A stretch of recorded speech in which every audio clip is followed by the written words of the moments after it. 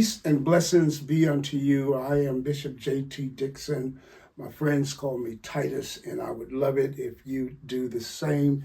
We are so excited about the path, the journey that we are undertaking here on the Restoring Light podcast.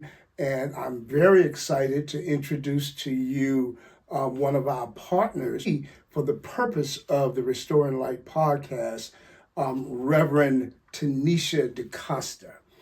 They call her Miss Nini. She is the owner and founder of Kingdom Kids Empowerment Academy in Concord, North Carolina. Listen, I had such an engaging conversation with Tanisha, Miss Nini, what God has given her down there in Concord. I followed her on social media before God blessed her with the building that she has now. And I'm going to tell you what she is doing there. Parents with school-age kids from K to 12, you might want to really tune into this episode, share it with a friend, and we thank all of you that are followers, that share, that comment, and going with us on this journey on this Restoring Light podcast. Join us at KKEA.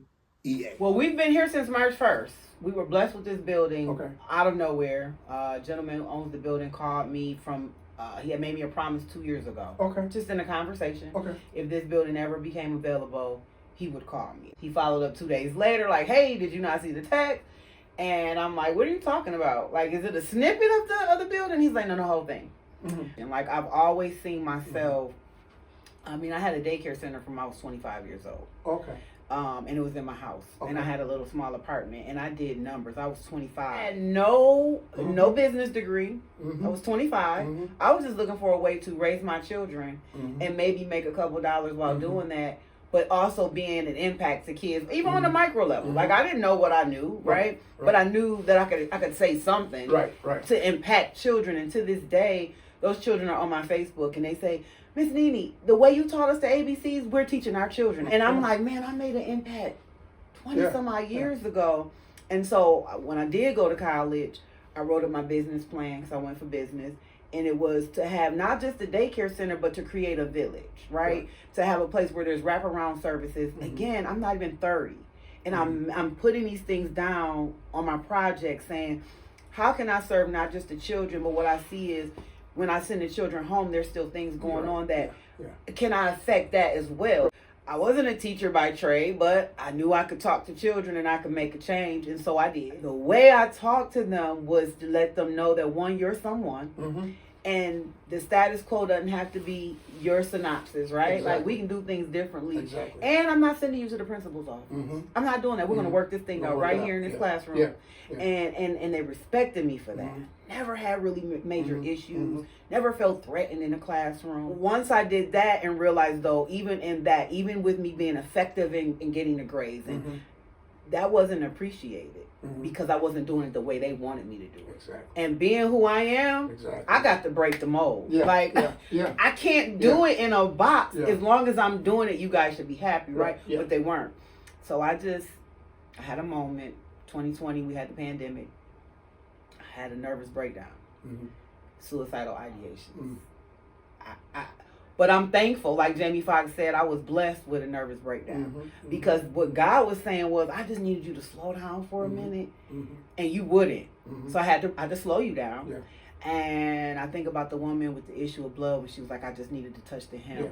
And so I had enough in me with the prayers from my family and what was in my head to kind of quiet the noise and touch that hem, right? So I crawled my way to the computer, listened to Sarah Jakes, Girl, Get Up. I listened to that about 3 times. It's right, got therapy. Walking my dog, God would just talk to me every day. Rescue me a little big pit bull, and she was my girl. And we would just walk, and I listened to God tell me, you're going to do this. And then I'm like, God, I can't quit my job. You're going to roll the dice on yourself. Like, I didn't know how, but he was walking me to it, giving me bits and pieces. And so finally, that happened in September. By February, I quit. March, I got my check. I moved to my garage. And then within 3 months I was in a 2,500 square foot daycare. I'm jamming out, right? Yeah. I'm thinking I've reached the state just wouldn't let me do it again. I felt it on my neck. Like, you guys are not letting me do childcare the way I want to do childcare. You're telling me I can't do that. When I graduated with my master's, I came into the hospital in hospice where she was. She couldn't really see, but she saw me in my regalia. Okay. And she looked up, half able to see, and said, "You look beautiful." And then she said, "Now go get my doctor." Outstanding segment. And I ask that you please listen to these ads by our sponsors, and we will be right back with you. Am I the only one that didn't know home care could be this comforting? It's like having a friend by your side. At Health Pro First, we believe care should be personal, comforting, and above all, feel like home. Serving Wake County and surrounding areas, our team is dedicated to providing compassionate in-home healthcare assistance that meets your unique needs. Whether you need non-medical support or specialized care, we tailor our services to fit your lifestyle and preferences. For those with a passion for caregiving, we also offer education and training to help you make a difference. Call us at 919-495-4091 or visit hf-pros.com. Health Pro First, where care feels like home. King Michael's Gallery, or KMG, is a premium lifestyle brand and specialty boutique featuring its collection of silver-based animals, statues for your home and office decor.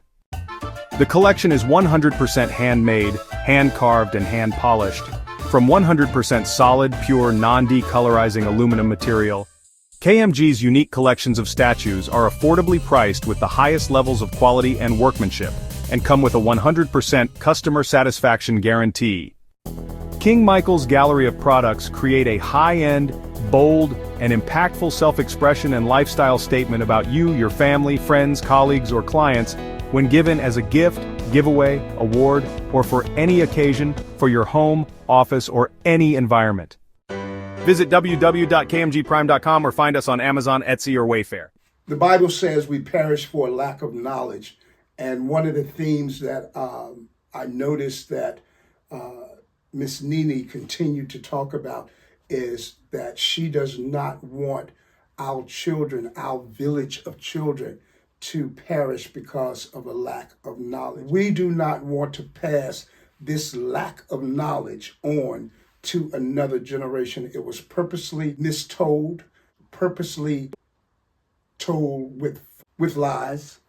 So we don't want that to continue. That is a wrong that I feel like as a community, as a village, as I like to call it, that is something that we can change. So let's go back into the school and continue with this intriguing conversation with Miss. So this is our entry hall. Hold on, what's this? Oh yeah, the Bible. You got the Bible? Oh, here's the thing. When I got here, it was already a Christian school, and they left all of this stuff for me. Oh, and they came back and gave me a lot of stuff and said, you can keep this stuff. So I didn't change a thing. These things here, I didn't change any of it because it aligns to who I am and what it means to me, right? This room is my kindergarten room. It also doubles as in the evening from 3 to 7 when I have children on the autism spectrum. They'll be here. This is a place. I've had a great experience with some children on the spectrum, just really giving them a foundation. And I meet them where they are, and I'm seeing a huge growth. I was reading that while you were talking, and number 2 stood out.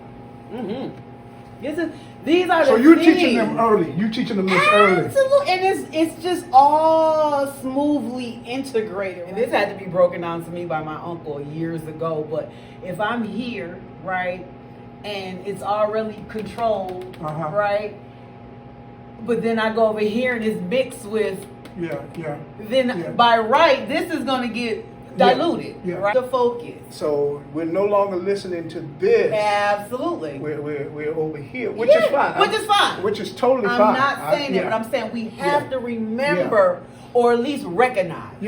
At least recognize what's happening so that when we do put our energy, we know still what we stand for. Now what group? What age group? This is a 2nd grader, a 4th grader, and a 5th grader. And so then we even came over here to talk about money. Okay, so we have men who make more money, But then we go down to, so we talk about sexism and we talk about racism, because my second grader said, well, this is just racism. I said, but it's also sexism. But then we get down here. You need to have your kids listen. We have to be careful of the tricks of the enemy. Right, and we tend to celebrate this, not realizing it's diluted. It's diluted. And look how it trickles down. Yeah, it's still trickled down. It's still trickled down. This is amazing. And this was just, so this room is really, and they love it, you know, all of them. Again, I don't have a lot of students right now. This building, we just moved in, so I have 6 parent tours this week already, with people just wanting to come just from things that I'm posting. And I make no qualms that I am a Christian-based school who have the same injury or something similar. It's wide open so they can have the wheelchair accessible. And there's my guy, Bob. And my son is, my husband is Jamaican. My son Oh, is he? loves Bob Marley. Irie. My son loves Bob Marley. Let me tell you something. This picture was drawn by a youth. He was 16 at the time. I had a pop-up shop, and he drew that right at the pop-up shop. When I say I do things for the children, I mean, matter of fact, I have a tattoo that was drawn by a girl who was depressed with one arm. I said, if you draw me a koi fish, I'll get it tatted on my arm, and boom, there it is. Okay, well, let's change the subject. Reverend. Hey, I'm a different kind of red. That's why I want to change the subject. I'm a different kind of red. I'm a different kind of red. This is our college and high school. Our high school and college preparatory room. The goal is to have this room to where our high schoolers can come and be comfortable, but simultaneously in the afternoon we can do college prep. We could also do GED. Like, it's endless the possibilities, because I mean the space is just very functional. At the same time, it's modern. And once I get it up and going, I have a good knack with decorating. Once I get all the bells and whistles and painting, I'm painting this room gray. It'll have the feel and the vibe. But so far, I like where it's going, and I like that we have the opportunity to make this a lab, make this a place where, you know, hey, there are kiddos who don't want to go to the regular high school. Right. Let them come here and take the LSTAT or the GED or get a computer lab training here. This is that space. Again, I'm creating a wraparound service, a community-based dynamic that's going to ensure that no child is left behind. So you're able to create what that student actually needs. Yes, but to your point, I give individual education. So if a kid comes here and they're doing great in math, but they're struggling in English, then we're going to hone in on English, because we don't do time on task. We don't do ABC, we do mastery. So until you master it, we're not moving on. Wow. And because I can do it individually, I do small groups, I do individual, and so our ratios are either 1 to 10 or 1 to 12. Even in that, an educator doesn't have to necessarily be a trained educator, but it can be just someone passionate about, you know, delivering excellence in education to a child. You can be an attorney who's great at math and can relate to children. Come serve with us. Because I think that's one of the big things. People are like, I'm not a teacher. I wasn't either. What about retired teachers? Oh, that's great. But the thing is, they can't come with that same modality. Yeah, they got to deprogram. They got to deprogram, because the rigidness, well, they got to do this. They don't have to do anything. Yeah. Their job, when we say stay black and die. Yeah. That's what you got. Yeah. But I think a lot of those teachers are probably, it sounds like a breath of fresh air. Correct. To be able to work with a young black kid or a white kid or whomever, wherever they are. Because again, when I was in teaching, you had to do it according to the status quo. You had to push them, you had to move them along. You had to move them along. So your students are getting individual learning plans based on where they are. So you can be doing great on one level, and then the other part of it is, one of the things you learn in education across the board is if you can teach it, you've mastered it. Mm-hmm. So say, for example, a student, I always tell them, I'm your last resort. You can phone a friend, which is your peer, right? You can use your $1,000 phone, right? Because the whole point is that knowledge and information is cyclical. So they have to research. Absolutely. So this is the room I primarily teach out of. Mm-hmm. And so here you can just see where we started talking about. This is where we started talking about, we were writing a paper on a heroine. And so one did a Amelia Earhart, one did Michelle Obama. And so I just wanted them to get the understanding of the outline, how to really grasp and dissect the information, because the internet has all types of stuff, but how do we put it in a nice succinct order so that we make sure we remain contextual? One of the things that our school is built on is HEAL. It just so happened that H for holistic health, because in my mind, it's important to have your mind, body, and spirit intact first. E, economic empowerment. We live in a capitalist society, so they need to know where they stand as human beings in that society. A, academic success. Again, if a child doesn't have their mind, body, and spirit intact, academics is not going to happen. Period. Same thing Maslow said. If the food, clothes, and shelter is not there, right, you can't get to love and belonging. So it's so great that the A was the third, because people think in school that academics are supposed to be first. But you'll see a child come to school, and if they had a traumatizing night, holistically, they're not equipped to come to school to learn. So it's third, it's there. You're going to get the education, but you're also going to get the nurturing from the holistic side, right? The economics, it builds them up, because if I know now that I'm not just a consumer, Jordans don't matter to me. Right, exactly. Jordans don't matter to me, because I know I can do other things with my money. And so I know if I got $1 and you have 100, it doesn't matter. It's about what I do with it, right? And if I spend it on those Jordans, you're right back to one with me. Let me tell you something I used to do, and this was bad, but it was good. So my students, when I taught high school, another reason why CMS wanted me out of there, but my students would come in two ways. Either I knew they sold drugs, okay, or I knew their mom was getting a big income tax. So I'd say to them, you're not doing that great. You need some extra credit on your test. If you invest in the Cash App, Cash App has these little invest. If you take the money that your mom is going to give you for those Jordans and flip it, right? Put it into the stock market and show me that you did it, I'll give you 10 points on your test. 15 points. Boy, them kids come to me, Miss D, I made such and such amount. Now some kids would be like, and this was sad, and it's told me where we were as a people. My mom won't let me do it. She don't trust it. I'm not 18 yet. She said it's a scam. That's a part of the education that we have to dig. But she'll buy you Jordans though. Right. That's gonna do you no good. And I get it. I wasn't there to retrain her brain, but it opened my eyes to say, another nugget in my pocket. If I start a school, I'm gonna make sure I teach my children. So economic to me is more important than the academics. Not to say that I'm diminishing the academics, but what I'm saying is, again, emotionally and socially, you're worried about what you have on. And I'm telling you, our school is a uniform school. Good. Orange shirt, blue shirt, cat. 25 had the daycare. Bryan and Stratton College. I remember, I'm a teen mother now. I'm going to school at night. On the outside, people are like, yeah, it was terrible, but that girl is one of my closest friends, my daughter is.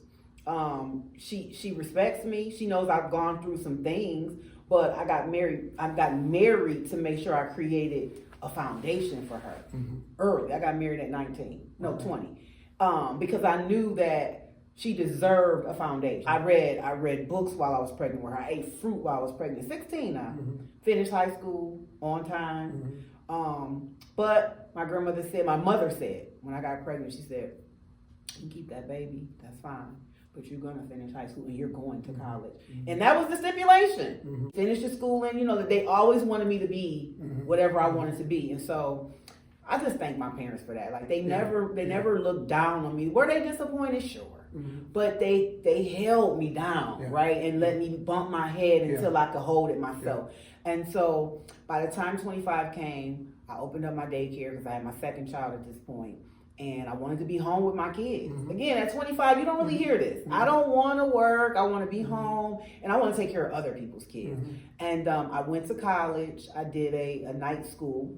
Got my associates, realized I'm good at this business stuff. Then I got my bachelor's. And during my bachelor's, I did a business plan. But I want to see more. And so what did that look like? This is so blind how I just put on paper. It's funny. Shout out to Tranisha, my girl. She and I were both in class together writing these plans out. She now has a really good mentoring program in Buffalo. We both sat there in class and wrote these things out. She's like, I'm a teen mom. I want to make sure I save girls from being teen moms. I'm like, I want to see girls get quality child care, but also help the parent. How can I be that? And so I wanted wraparound. I wanted social workers. I wanted a clinic because. So the village helped you. I had a parent grandmother. I had one, and she prayed so hard that my mother gave her life back to the Lord, and then from there, my mother instilled that we're going to church. Gave you that spiritual foundation, and then you could grow it as you grow. As I grew, so I strayed. Of course, I did. You know, I still got pregnant. I did because I was a product of my environment, which peer pressure is a thing. My children, my own personal children, are teen moms. If I can't find what I need for my daughter, because I have a 7-year-old, I have 5 children. My 7-year-olds have 31, 23, 20, 17, about to be 18, and then a 7-year-old.